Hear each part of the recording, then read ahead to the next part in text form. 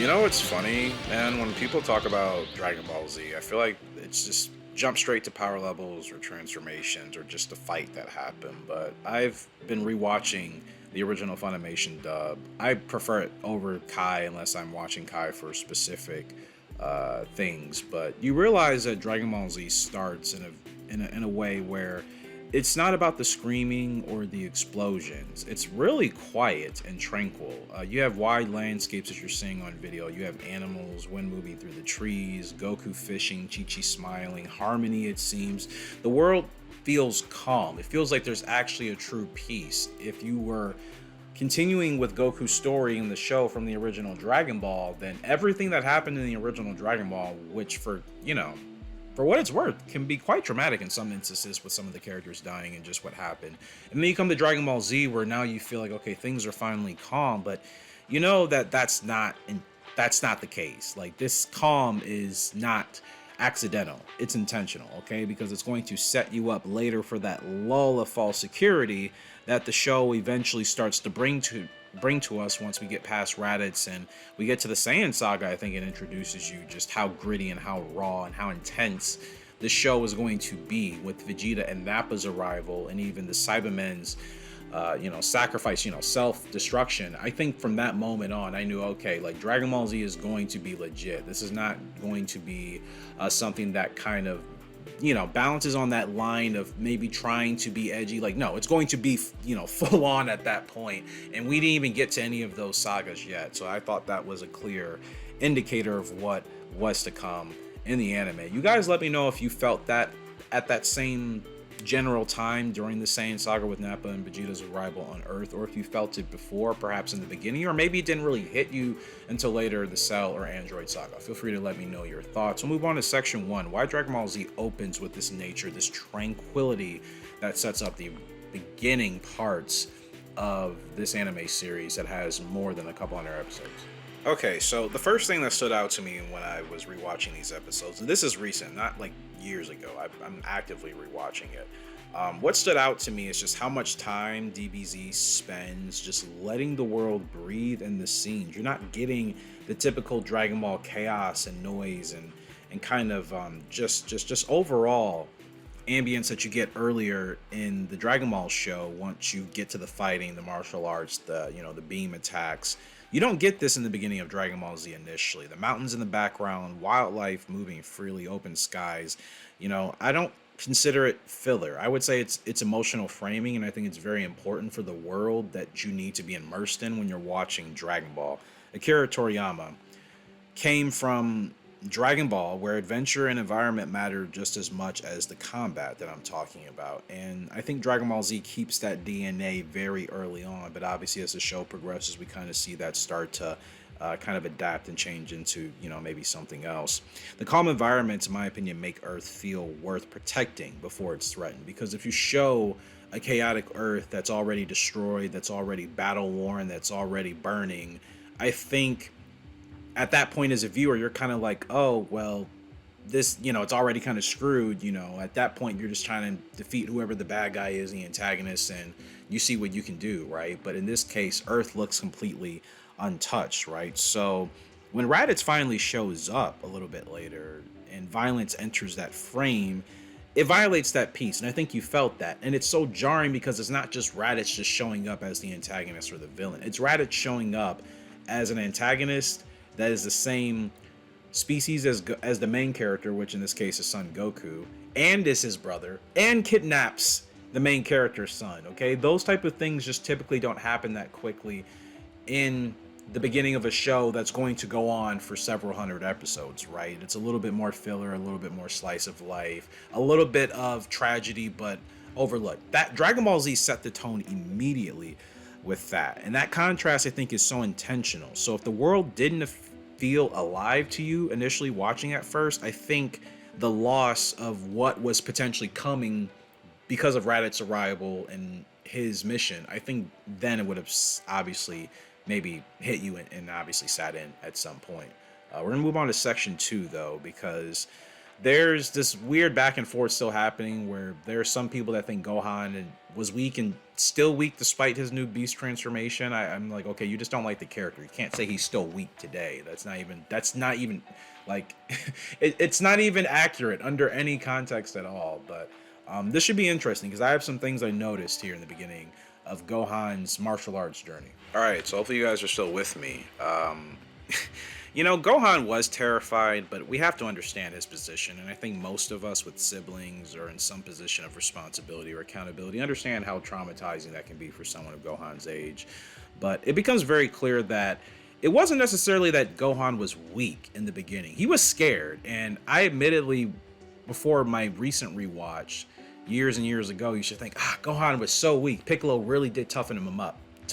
Yes, he did, but it wasn't that Gohan didn't have the power to be stronger. It was just that he was terrified of whatever this new life was that he was embarking on. He's a child who's suddenly surrounded by threats he doesn't understand, wild animals, isolation, okay, abandonment, and then eventually true violence. So of course he's going to cry, and that admittedly still annoys me today. Even rewatching, I just did this within the last couple of weeks, guys, and I'm just like, Gohan's crying is probably one of the most annoying things I have ever watched, I would say, in Dragon Ball history. I'm so glad when he gets out of that, but you understand his panicking, right? It's not cowardice. I think that's actually realism, just based off of where he was, how he was born, and what he was subjected to. So what's fascinating is how his relationship with nature changes. At first, it's very clear on screen, and you guys have probably seen this throughout this video. Animals terrify him, right? He's constantly running, he's hiding, he's freezing. I'm scared, right? He's saying that.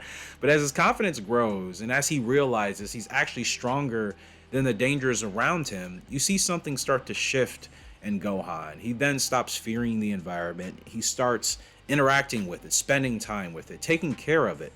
That subtle character development that started to make me look at Gohan as my eventual favorite character. I'm like, okay, I already like this kid because I can kind of resonate. Like in my childhood, I wasn't as much of a crier unless I, fell and got a typical kid scratch. And some of you may be like, no, I was the kid who was like, that hurts. Like I'm bleeding. Like somebody help me. Like I know I'm not going to die, but like this is not fun. This is painful, right? So I get that part of Gohan's childhood, and obviously, I've gone through these. I've played contact sports, martial arts, football, so on and so forth. So my life has changed where things that used to scare me, I spend more time in nature and with animals that might scare people than others. And it's like that can happen. It just depends on your lifehood, how you were brought up, what you're exposed to, what you're used to. And I think that's one of the earliest signs of who Gohan is going to become when it comes to him being a professor and even a Dragon Ball superhero. Wholeheartedly, whatever he was studying in regards to those bugs with, I forgot the exact context, in the superhero movie when Piccolo comes to tell Gohan, hey, we need you to train, we need you to help, and Gohan's like, no, I'm studying this bug thing. He's in his uniform, mind you, which is interesting, but still, he's studying something, nature, wildlife. I think that's cool that part of Gohan's character has never left since the very beginning of Dragon Ball Z, and a lot of things have happened in between when Toriyama came up with his ideas then, and then whatever he implemented within the superhero movie before his obviously unfortunate recent passing. Section 3 talks about loss immediately, because that's something that hits you in a way that Dragon Ball doesn't really foreshadow or show you until much later in the series. Dragon Ball Z does not spare you that at all. We'll talk about that here. So here in section 3, we talk about the loss, and this is another thing that people forget. Dragon Ball Z doesn't ease you into it, like I just said. It hits you pretty much immediately. Goku loses his son. He's kidnapped by Goku's brother, okay? That's already like WTF, right? Chi-Chi loses her sense of safety. She feels like something is off. Her son is gone. Her husband is gone. What the bleep is going on? The group loses the illusion that Earth is protected. Remember those scenes I talked to you about in the first couple of minutes of this video where it paints this scene in this ambiance, in this environment of tranquility, which was true until it wasn't, because again, there's always going to be something coming. And then shockingly, Goku sacrifices himself at the end of all of this, what I would consider premature tragedy, into a show that has not even scratched the surface on what it's going to show you, right? Most anime protagonists don't die this early, and admittedly for me watching the first time, I was kind of I was what, maybe gosh, 10 at the time, and I'm like, what? Goku's dead? I'm like, now what? I'm like the show goes on. I'm like, who's the character now? I'm like, he comes back to life. As a 10-year-old kid, I genuinely was like, where do we go from here? But Goku is that character that does that type of thing willingly, like, and it's not something to lightly joke about. It's not something to take light in regards to protagonists in anime shows. You just don't see characters make those type of sacrifices that early on that often. And it's not because Goku is desperate, but because he understands something bigger is coming, and that's what I mentioned probably 2 minutes ago. So that quiet moment quietly defines, I think, his character forever. Goku isn't just strong, he's selfless to a fault, and that was the whole point, right? And I think Toriyama did that exceptionally well. And it's that emotional groundwork that matters later on for the series, because again, every transformation and every sacrifice after that moment really traces back to that first meet up with Raditz, that first encounter, that fight, that clear, okay, we are clearly outmatched. Raditz is way more powerful than us. Like, it wasn't like Raditz came in and it was balanced. Like, the only way Raditz was going to die was for Gohan intervening when nobody expected him to on either side of the pendulum. Raditz being weakened as a state of that. Gohan's power as well. His latent, hidden power was a big moment and a big obvious indicator for that to happen. And then you have Goku using all of his strength at that point, which wasn't that much of it because Raditz had already kicked his ass, and he has to hold his own brother, keep him from moving, so that Piccolo can hit the both of them with an attack that I would never want to experience, okay? All of that just doesn't usually happen in most shonen anime that quickly, and to that point where you are actually feeling some sort of emotional value towards a character, whether you are a Piccolo fan or a Goku fan or both, Gohan, whomever. It sets the stage early, and I think that's extremely crucial in getting you hooked into the show for the longevity. As we move into, again, Piccolo's shift, that begins quietly to show you he's not just going to remain as the villain like he was in the original Dragon Ball. In Dragon Ball Z, it's very early on, subtle indicators that he's going to become a subtle anti-hero. Now, Piccolo's arcs is one of the most misunderstood parts of early Dragon Ball Z, in my honest opinion. And it has nothing to do with his popularity, because people talk about his redemption, quote-unquote, later on. But when you rewatch episodes 1 through 10 closely with a more refined, comb, so to speak, you can already see the shift starting. When Raditz arrives, Piccolo doesn't hesitate. There's no scheming, there's no betrayal set up like Krillin, or I think it was Krillin, right? I can't remember what episode it was. It must have been, probably 3 or 4, maybe 5, not that late. But when Piccolo suggested the idea that him and Goku need to go fight Raditz, Krillin's like, oh, how do we know you're not gonna, how do we know you're not gonna lure Goku off to kill? Like, it's so stupid. It actually made me mad. I'm like, of all the times for Krillin to say some of the like the questionable things that Krillin says, and I love Krillin like anybody else to death, because Krillin is an OG and one of the strongest Earthlings of all time. I'm like, bro, if he wanted to kill Goku, he would have already done it, right? So I thought that was pretty funny, I should say, early on. But he recognized the reality that Raditz's arrival was a serious threat. Earth isn't ready, they aren't strong enough, and pride doesn't matter anymore. And that's what I loved about the beginning of Dragon Ball Z. It told you that, okay, this normal stuff that gets in the way of getting shit done, it's out the window. Like, now you have to decide, are you going to live and fight with this guy that you were just fighting the other day, but you two are going to die together if you don't find a way to fight this new, stronger adversary? I like that it set the tone for that. And this isn't a villain clinging to power in the case of Piccolo like a traditional villain would. This is someone adapting to survive, again, hence him entering his anti-hero arc and not still remaining in a villainous role like I think the show may have tried to portray, but granted, anybody with a little bit of common sense and IQ could have seen, yeah, Piccolo was not really going to be the villain.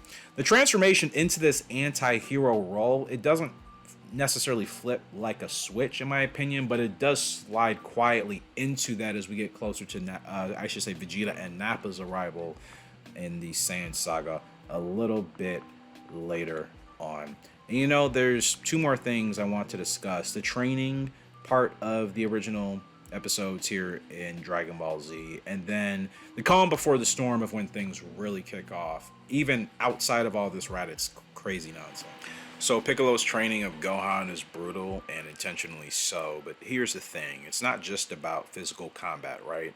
It's about emotional conditioning. Now, Gohan has to learn, 1, how to be alone, 2, how to survive, 3, how to act instead of panic. This is where fear turns into competence eventually, and competence becomes confidence for our hero later on. And by the end of these early episodes, Gohan, as I talked about earlier on, is not fearless. He's no longer helpless. He's spending time with wildlife, taking care of it, nurturing it when he's not obviously using it for nourishment. That distinction matters. He's learning restraint, awareness, and responsibility before power. And that's why I feel like, personally, his growth later on for most of us in the Cell Saga feels so earned, because you watched everything he went through on Namek, early Earth, everything. So as we wrap up here, the quiet before the storm, or as I like to say, the calm before the storm, the same thing, is one of the most impressive things about early Dragon Ball Z in its restraint. Vegeta and Nappa barely speak for their first on-screen introductions. And that's something people don't talk about, and I don't even see YouTube shorts or many things about that. But in the same essence, they feel extremely dangerous, not just because of Raditz's warning as he was dying. I hate when villains are talking shit as they're bleeding out. I'm like, bro, just bleed out and die. Like, how are you still gonna be talking shit when, like, you just got bodied? Like, come on now. But jokes aside, I think it's the silence of Vegeta and Nappa without hearing them speak too often or say, only a couple of words. Obviously, once they get to that planet, that bug planet, that says more than constant back and forth dialogue between the two ever could. And there's a stark difference in how much they talk before they arrive on Earth and when they arrive on Earth. That's exactly what I'm talking about if you were a little confused. You don't need constant action when tension is handled properly, right? And honestly, I think this is something that modern Dragon Ball sometimes struggles with, and I'm hoping most of you would agree with me. Tension feels lacking in real tension. I have to be honest, and some of you may disagree. The only real tension I felt in Dragon Ball Super wholeheartedly was during Battle of Gods and during the Future Trunks Goku Black arc, because I felt like the timeline shift always carries consequences that are going to pop back up later in Dragon Ball at some point. Those are the only two sagas alone that I felt like had some serious tension to it that I believed could have actually had some serious consequences for the Z Fighters and Goku and company. But outside of that, Tournament of Power, no. I went into that knowing that everybody was going to be wished back and there was just going to be tomfoolery happening, right? So that's a little bit annoying, but hopefully there's going to be a resurgence and a little bit more of that tensions revival in the next Dragon Ball continuous anime series. Early Dragon Ball Z understood that anticipation just as well as power and physical combat and impact can deliver. And I think that was when Toriyama was obviously more hands-on in the writing, the scripting, and just the overall planning of Dragon Ball back then. So in closing, why this foundation I think still matters, and it's not something that should be overlooked if you really want to appreciate Dragon Ball even more than you do. Looking back, episodes 1 through 10 that we talked about today, they don't just introduce Dragon Ball Z, they really define what the series is going to be, and I did say that in my opening thesis in the beginning. Nature makes the world feel alive, and I think that's essential in a world where Dragon Ball mixes dystopia, cybernetics, prehistoric. That's what I love about it. That's what most of us love about it. Aliens, you're blending so many different worlds into one. Fear makes the characters, obviously feel human. Loss makes the stakes feel real. And the training that we see happen on screen or even off screen really shapes the identity of the characters that we love, not just by power, but also by their mental prowess as well. Everything that comes later on, Super Saiyans, the villains, gods of destruction, gods, angels, It only works because this foundation of what happened in the first 10 episodes of Dragon Ball Z existed. Wholeheartedly, if you skip these first 10 episodes, you cannot build the show the way we have all watched it, understand it today, and have experienced it today. You cannot, in my honest opinion, leave out those first 10 episodes. You don't start with episode 11 and say, this is the very pilot episode of Dragon Ball Z. You miss so much context. The show wouldn't work without it. And because it didn't start with necessarily a huge spectacle, I think that emotional start that it kind of gets you involved in, Goku being the protagonist, the hero, he just got married now to his wife that you knew of, that you saw their relationship essentially, kind of formulate when they were children, and then you see where they are now. They have a child, and Gohan, you know what his potential is probably going to be because of his father. And then all this crazy stuff happens by episode 3. Yeah, it's a little jarring, right? So I think all of this is why Dragon Ball Z has lasted. I think if you take any of these moments and any of these essential emotional push and pull moments and these nuances that may seem insignificant but are actually why you love the show, you know what I mean? Like, it's why it's lasted, I think, as long as it has. So hopefully you guys have enjoyed today's video. I will be doing more of these, but I cannot do these often because it takes a lot of time to obviously watch, do the research, have my writing, my script, everything that I'm doing to kind of come up with this, to give you guys what I think is a grounded approach to Dragon Ball outside of what is a traditional YouTuber's perspective, I think, on the show, and always getting so finite and nuanced with very, very specific things. Do you know in this particular episode, at this particular quote, this specific thing happened? I'm more about kind of giving a grounded approach to why Dragon Ball is cool, why we love it, what these things do for us that allows us to continue to watch and enjoy parts of the anime, the manga, whatever, even fan-made content, decades and, time after the show has, made its first airing. I think that's really important, and we all love it for that reason. Different reasons, but I think Dragon Ball and Akira Toriyama, obviously.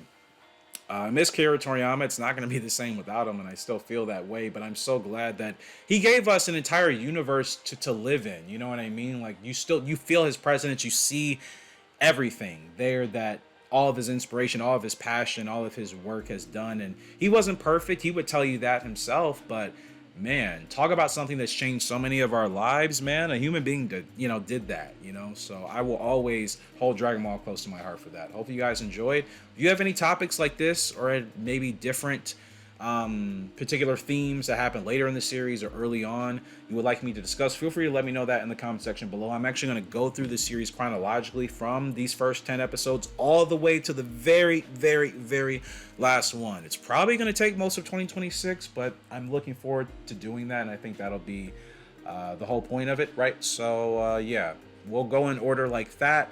And I'll probably try to do 10 to 15 episodes at a time, more or less, if I can. It just depends on my availability. Hope you guys enjoyed. Until next time, though, Kyle Striker sent it out. Hope you all have a great and fantastic day. Stay strong, stay tight, stay in the fight. I'm there with you all the way, brother. Have a good one. Goodbye.